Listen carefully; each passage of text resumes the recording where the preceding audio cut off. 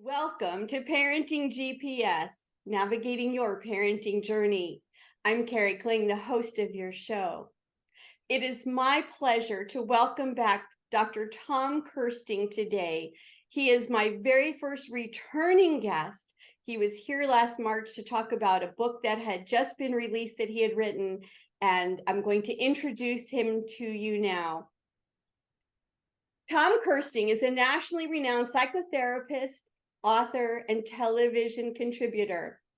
He is the author of the best-selling book, Disconnected: How to Protect Your Kids from the Harmful Effects of Device Dependency, and the newly released bestseller, Raising Healthy Teenagers: Equipping Your Child to Navigate the Pitfalls and Dangers of Teen Life.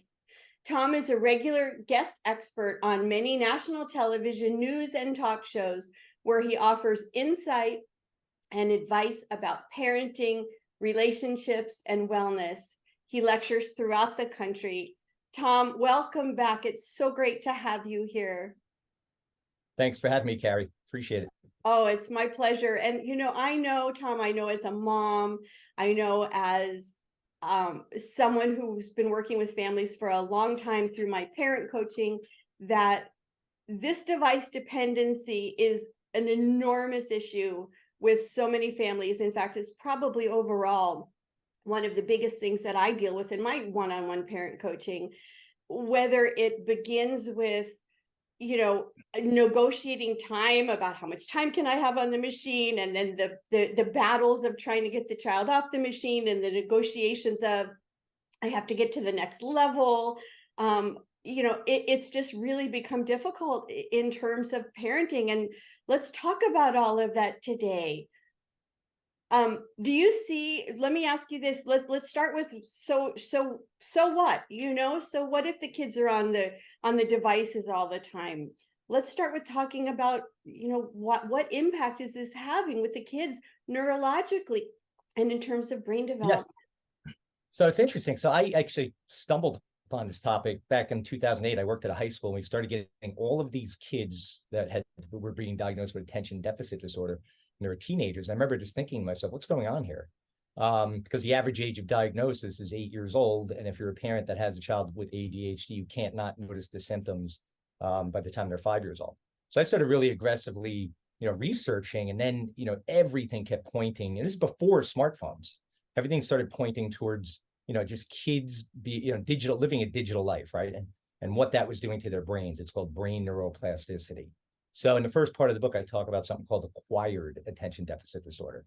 It's not something I created, but essentially a study that was done by Dr. Gary Small in 2006 called Your Brain on Google caught my attention when one of the researchers had coined a term that he referred to as acquired attention deficit disorder. And what he meant by that is that they believe about 70% of older kids that are diagnosed with ADHD don't have ADHD.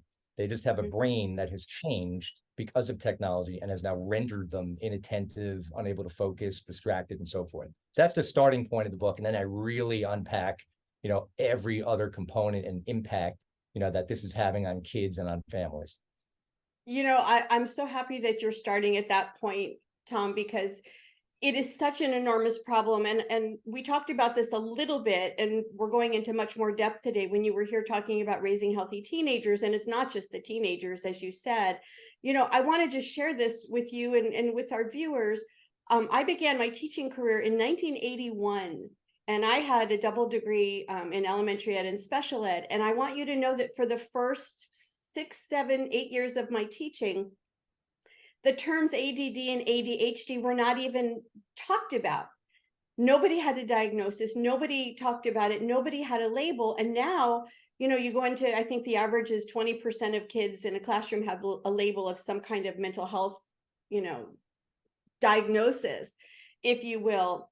And you mentioned about the neuroplasticity. So the kids' brains are actually changing in terms of how they're wired, but maybe our classrooms aren't changing. Can you talk about that a little bit? What do you see as the dichotomy there? Yeah, well, you know what it is, like when you see that these kids are being diagnosed with attention, I always tell parents, if you have like a 14-year-old and you go to, your doctor and they say he or she has attention deficit disorder, I tell them to do a 30-day fast. Easier said than done, trust me. And what likely will occur is that the part of the brain that, the prefrontal cortex that, that allows us, the executive functioning part of the brain, I mean, that allows, a child to be able to focus, to concentrate, to retain information, that will return. Another thing I talk about, so initially that was back in 2008, when we started getting, all these referrals to a committee I ran for attention deficit disorder. That changed in 2012. And now every single thing we were getting to this committee was anxiety disorders. So I coined a term that I refer to as acquired anxiety disorder. So you talk about 1981, you didn't hear about ADHD.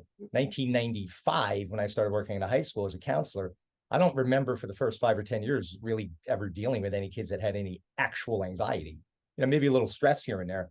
But now schools are like part mental health institutions and part educational institutions. That's where we're at. And yes, the catalyst behind this is spending 8 or 9 hours a day on another planet and not on this planet. Right. And you talked about a 30-day fast. You're referring to a 30-day fast of electronic devices, correct? Yeah. And, any parent listening is probably rolling their eyes right now because the likelihood of making that happen, they can anticipate what the reaction is going to be from their child. But the research shows that, if an individual does, do a 30-day fast, that different things are going to happen in the brain. You're not getting that dopamine drip. You're not going to get those outbursts, and you're going to see your kid almost start to come back, back to life again. But it's like I said, it's easier said than done. But nobody ever said parenting was easy. Exactly. And none of us were prepared for it, because none of us who are parents, even though if you're a younger parent, you may have had some kind of, video games or something like that, but it was never at the level of what's available now. And we know that those video games and things are all designed to be addictive with that dopamine. And so in the second segment, we're going to talk more about that in general. But right now, I really want to just talk a little bit more about the impact physiologically.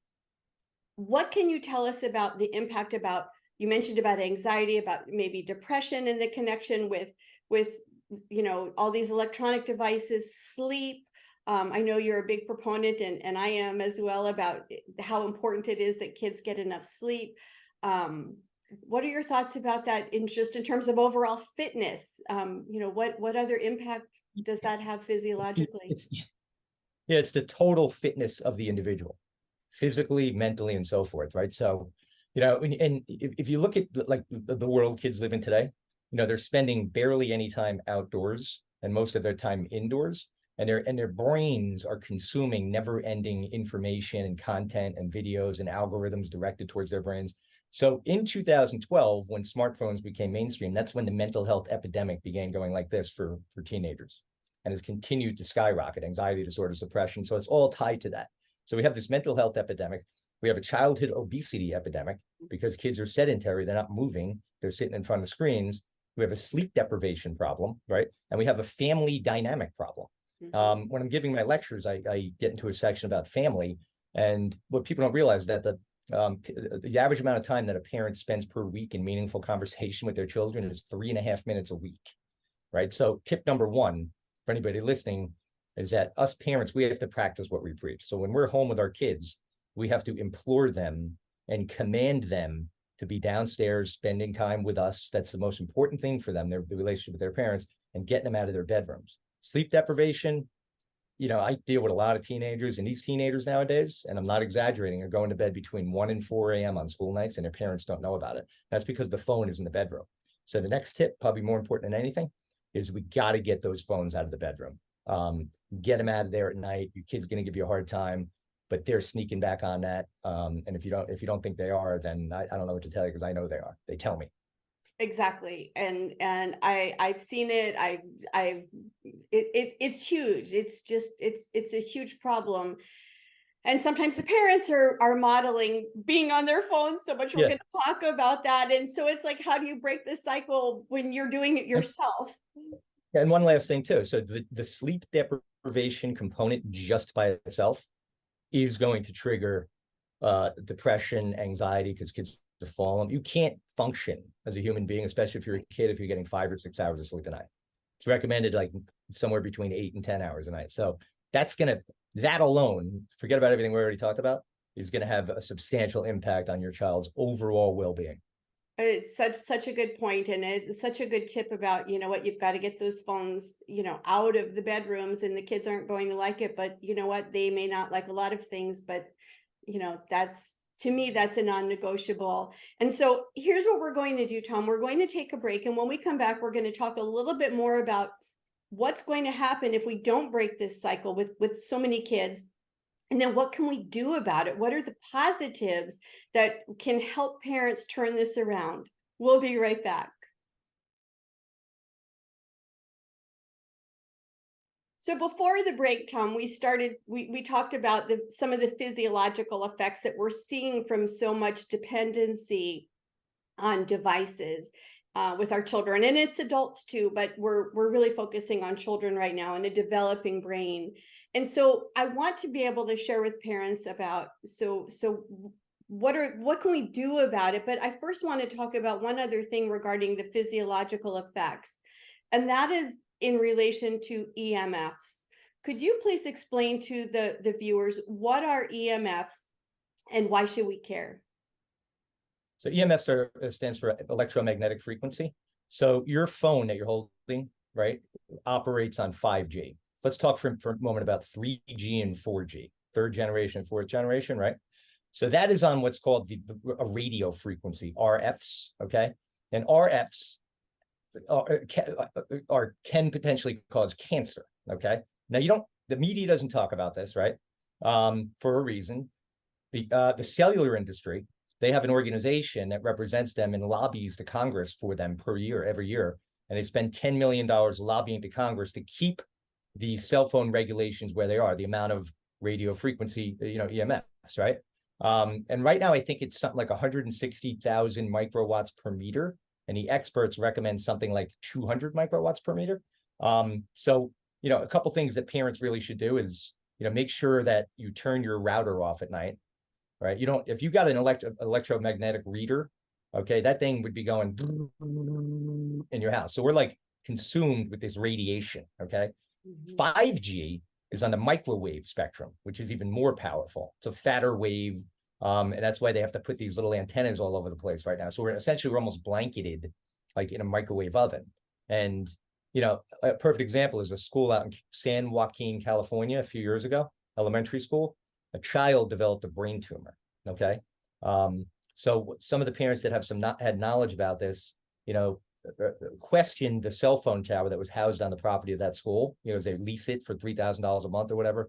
And it met federal regulations. Okay. It was under that 160,000 microwatts.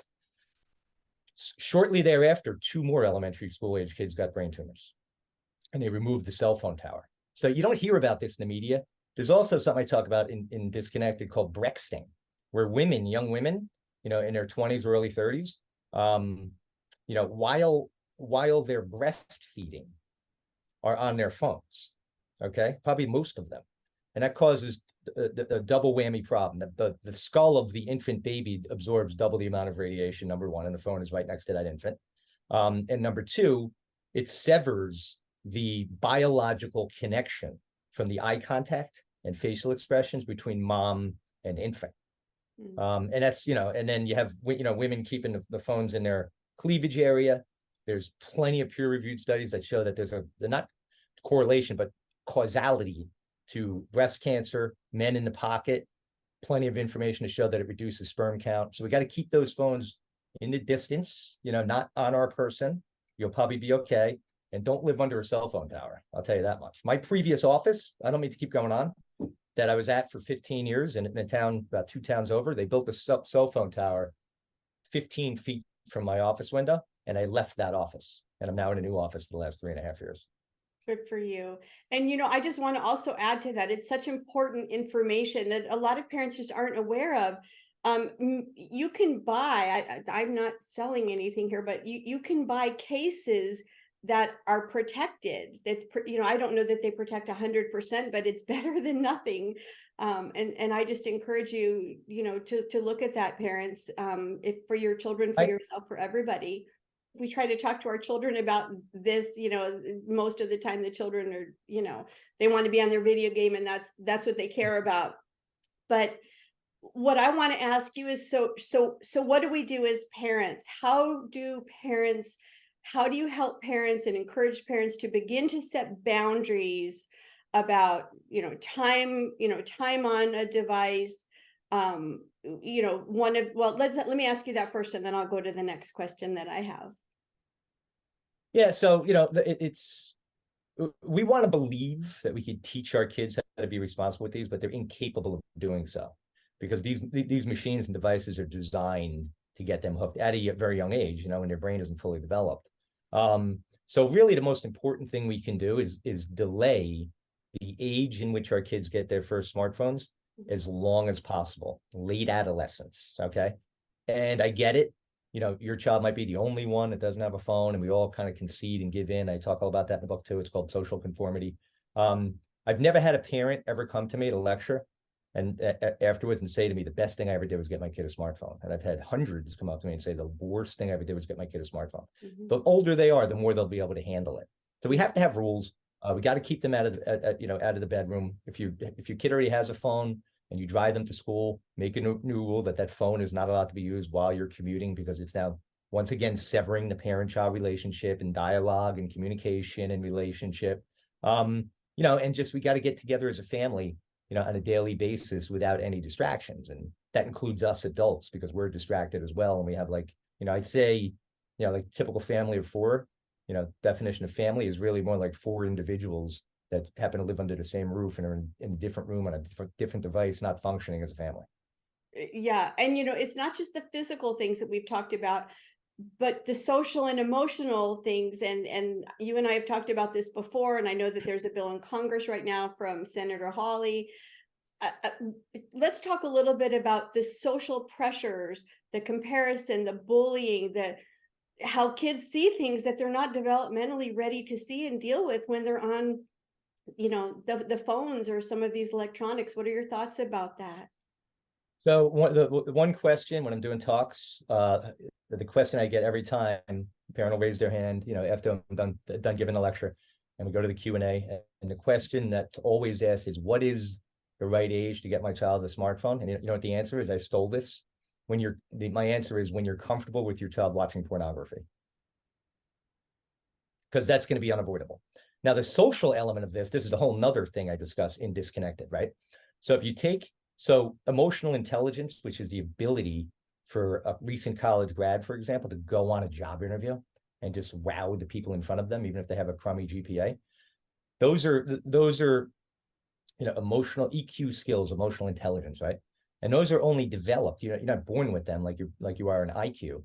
And those are developed from lots and lots of face-to-face interaction with our fellow human beings, because human beings communicate much more non-verbally than we do verbally. We pick up, we learn unconsciously about certain cues and facial nuances and expressions and so forth, and we could really read things. Today's kids, because they have very little face-to-face interaction, are not all of them, but more than ever, are very, very poor communicators. And they're going to have, a lot of them are going to have a hard time when they graduate college and have to go on a job interview, because the person interviewing you is judging you based on what they're experiencing from you, what they're feeling from you, not necessarily what's coming out of your mouth. Right. And you can't text your response to the person when you're sitting there in an interview. Now, these are skills that are, that are learned and developed. And the only way they can be learned and developed is by utilizing them. But, communicating through text, Snapchat messaging and all that, and not having actual sit-down conversations is just, just the worst possible thing for kids' social and emotional development. So let's look at the flip side now in terms of what can parents do? And I want to go back to the example that I started with at the beginning, because I know, like I said, from my own experience, I know this is a huge problem with so many families, kids and parents. When the kids are on the game or whatever they're doing, I'm not talking about doing a homework assignment or something like that, but if they're on a video game or something like that, when it's time to get off, it turns into a negotiation. I need to get to the next level. I need more time. Then, the kids don't want to get off after that. And then when they do, a lot of kids have a meltdown, they become angry. I know of some kids that actually become violent because they get so, hyped up. Yeah. What do you encourage parents to do to deal with those situations? Yeah, so that's being reactionary, right? We're reacting, right? So the best thing we can do is begin being proactive with our kids. And what I mean by that is have a sit down conversation. Let's say you have a 13-year-old and that's a video gamer, and you sit down with them and you say, listen, here are the rules. You're one thing that I advocate is no video games during the school week at all, because all that the kids are sitting in their classroom and it's distracting them because they can't wait to go home and play it. And then if they're allowed to play it when they're done with their homework, they race through their homework so that they can get the video game system. So we got to eliminate that. I'm a big believer in that. But additionally, if there are rules where you could play 2 hours on Saturday and 2 hours on Sunday, as an example, sit your kid down proactively and say, this is the rule. Okay. If you don't turn that game off in 2 hours, I'm coming down and I'm taking it and it's gone for a week or so. So now, yeah, they may get mad, but they created this. They could try to point fingers and blame the parents, but they created this. So there's going to have to be some ownership on their end. As far as those reactions, that's why gaming and other things are actually considered addictive now, right? It's an actual diagnosable condition. It's called gaming disorder. Because the constant dopamine drip that they're getting from these games, it creates an imbalance. And it's like taking drugs away from a drug addict. And when they have this imbalance of dopamine and that stimuli is removed, what do? They withdraw, they crash, and it manifests itself behaviorally and verbally. And again, about 30 days for that balance to restore itself. So really what I'm hearing you say is about teaching self-regulation and practice for the child to practice that. And you mentioned about, okay, you have 2 hours, and maybe depending on the age of the child, you start out with, 20 minutes and build up so that they can do that as they get older. I just know it's such a huge problem. One of the other things that you talk about in your book, and I'd like you to share with our viewers about it, is that you were involved with the Food Network for a pilot called Can Dinner Save Our Family? Is that the correct term, the correct title? And dinner saved my yes. And so even though that the series never went through, there was a lot of research that came out about just having dinner together as a family. Would you talk about that for our viewers, please? Yeah. So that was a show I've done, a lot of TV. I hosted two series for A&E Network a number of years ago called Monster in Laws, another one, called Surviving Marriage. So I was like, the therapist helping couples and all this other stuff. The concept of this show was essentially, if you have a disruptive child, and in this particular, pilot, there was a very disruptive 13-year-old, and the mother and the other son was okay.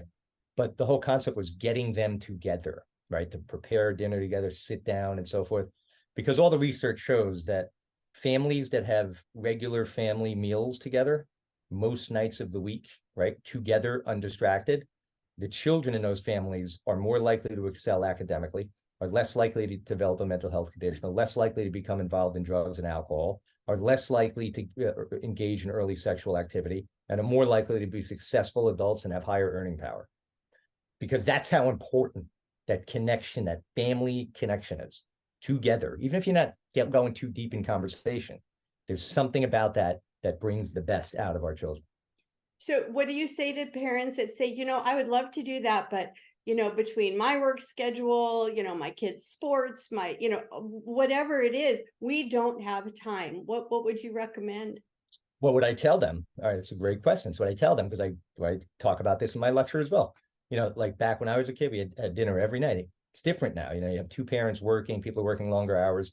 So if you can't have dinner together, what you can do is when everybody is home at the same time, the whole family, I don't care if it's 9 o'clock at night, start having mandatory family get-togethers for 15 minutes where everybody just sits undistracted and just shoots the breeze and talks. And your kids, are initially going to balk at that. But if you, make this a requirement in your household, you're going to see that they're going to start to crave that. Mm-hmm.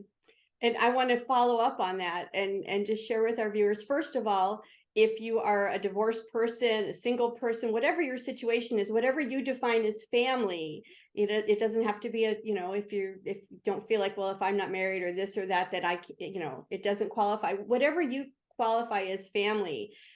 It's about that quality time. And I'd like to encourage our viewers to go to my website, or if you're on Roku or soon to be on Amazon and Apple. I did an episode earlier in March called Family Meetings. And in that episode, my guests talk about why family meetings are so important, how to structure them if your kids are younger, if they're older. And that's exactly what Tom is talking about. And I really encourage people, whether you follow those guidelines or create your own, it's about the quality time, right? 100%. I mean, that's, like I mentioned earlier, the average parent spends just 3.5 minutes per week in meaningful conversation with their children. Exactly. And speaking of our parents, we have 2 questions. In fact, I have to tell you, I received more questions about this show than any other show so far, because parents are like, what do I do? So we're You going only to scratched the surface. Yeah. So when we come back, I'm going to ask you those questions on behalf of the parents that wrote in. Thank you for being here. We'll be right back.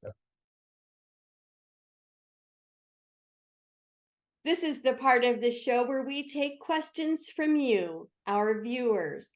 I like to call it your parenting destination. And we have 2 questions for you today, Tom. We actually had a lot more, but we have time for 2. And our first question comes from Tony in Stone Mountain, Georgia. And Tony writes, my wife and I are divorced.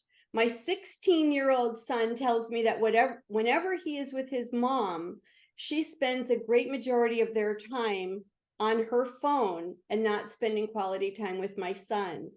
How can we help our children break their addiction device if the parent is addicted? Yeah. Hey, Tony. That's a great question. And I get that asked all the time, particularly in divorce situations, because oftentimes one parent has one set of rules and the other parent has another set of rules, right? So as far as your son is concerned, right, so keep doing what you're doing. When your son is with you and spending quality time, and have conversations about that without bashing his mom, obviously. And because he is 16 years old, right, he's a little bit more mature, he's allowed to have a voice. So what I would suggest that you tell your son is for your son to sit down with his mom, right, proactively, I used that word earlier, and go up to his mom, just sort of when she's in a good mood and say, Mom, can I talk to you about something? In a very serious manner. And you know what happens if our kids come up to us in a serious manner and said, listen, there's something I want to talk to you about. We stop what we're doing, right? And then have your son address this with his mom and say, Mom, I notice you're on your device all the time. I am too. Can we do something about this? Because I want to be with you. I want to spend time with you. I want to do things. And if he does that and says it in a sincere, meaningful way, I'm guessing, I don't know his mom, but I'm guessing her jaw is probably going to drop. She's going to be like, oh my gosh, yes, yeah, you're right. I need to start doing that. But the key here is that your son is allowed to have a voice. Exactly. And I love how you keep talking about being proactive and not reactive with all of this. So Tony, we hope that helps. Our second question today, Tom, is from Laura in Westchester County. And Laura says, I feel like most of the talk about electronic devices in children is all negative. How can we as parents transform this combination into a positive experience for our children? Hey, Laura, I know Westchester well. I'm just on the other side of the Tappan Zee Bridge. I just did a lecture at Eastchester High School in June, actually. Tell me the question again.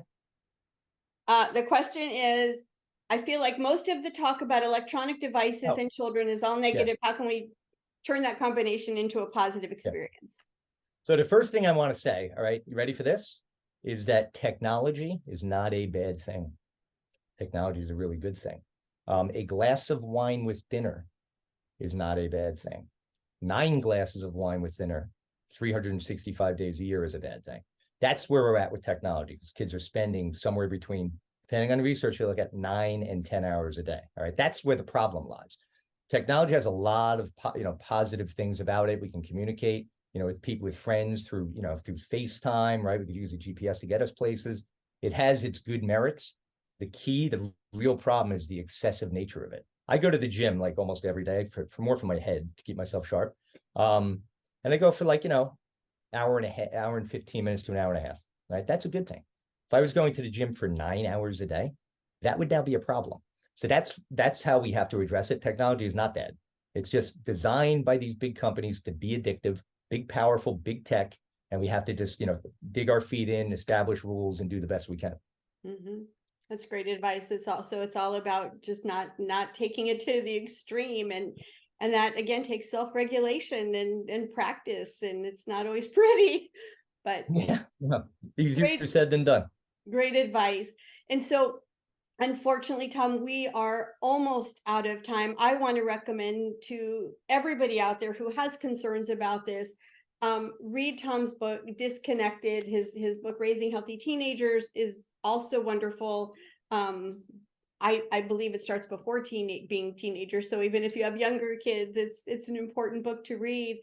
Tom, where can people find more about you, your website, your social media, anything else you'd like to share?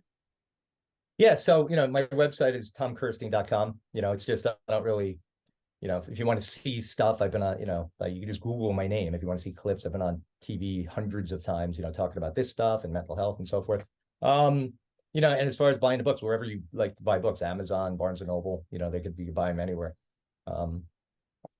And if anybody ever wants me to come out and give a talk, it's something I absolutely love doing. It's like my calling, something I need to do. To speak to communities, speak to kids and families and so forth. Just reach out to me, go to my website, and information is there. Awesome. Thank you so much for being my first returning guest. It's a pleasure to have you. Thank you for doing what you do and the contributions that you are making to provide support to families everywhere. And I'd like to close our time together with a quote from you. It's from your book, Disconnected. And you said, "Our greatest gift is our ability to think. Unfortunately, many of us do not know how to do this correctly because we have relinquished this skill to screen time, but it's not too late to change." Thank you so much for being here, Tom. Thank you. Much appreciated. Take care. Bye-bye.